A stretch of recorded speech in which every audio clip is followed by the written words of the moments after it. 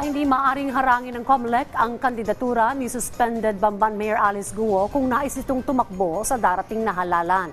Ayon sa COMELEC, ministerial lamang ang kanilang papel pagdating sa halalan. Si Dennis Osorio sa report.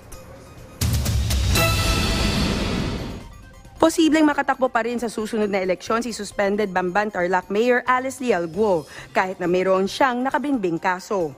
Paliwanag ng Commission on Elections, wala silang karapatang harangan ang paghahain ng Certificate of Candidacy ni Guo sa Oktubre, maliban kung mayroon na itong final judgment.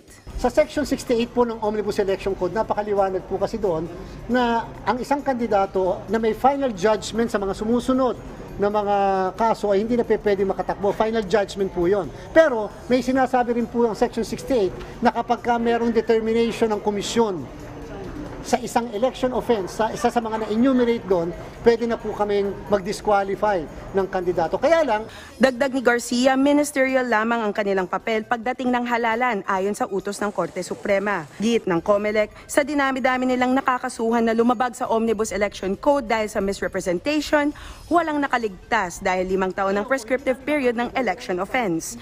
Ibig sabihin nito, kailangang lumipas muna ang 5 taon bago mapawalang bisa ang isang kasong kriminal o violation ng Omnibus Election Code. Lagi pong may nakalagay doon, and to refer to the Law Department para i-determine yung criminal liability.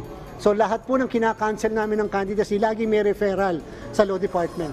Kung 2022 po, yung mismong election, wala pa pong 5 taon and therefore may jurisdiction pa kami na maghain ng kaso. Ipinaliwanag din ni Garcia na hindi pwedeng ipardon ng sambayanan ang isang criminal liability, kahit na hiling pa ng mamamayan na tumakbo muli si Guo. The people cannot pardon a criminal liability. It is a criminal liability and at the same time an administrative liability. Kung nakaligtas ka sa administrative, pwedeng hindi ka makaligtas sa kriminal.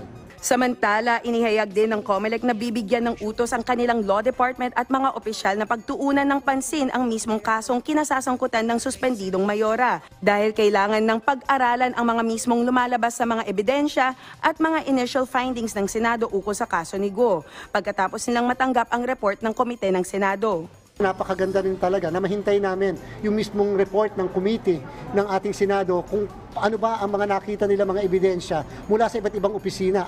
Dagdag ni Garcia, ikinatutuwa nila ang pagdeklara ni Solicitor General Menardo Guevara na magfa-file ng petisyon for quo warranto sa anumang sandali o panahon mula ngayon. Matatanda ang nagpahayag ang Office of Solicitor General noong June 28 na maghahain ng quo warranto petition ngayong buwan ng Hulyo dahil sa pagkumpirma ng National Bureau of Investigation o NBI ng matching fingerprint ni Guo sa isang Chinese passport holder na nagngangalang Guo Huaping. Denise Osorio para sa Pambansang TV sa Bagong Pilipinas.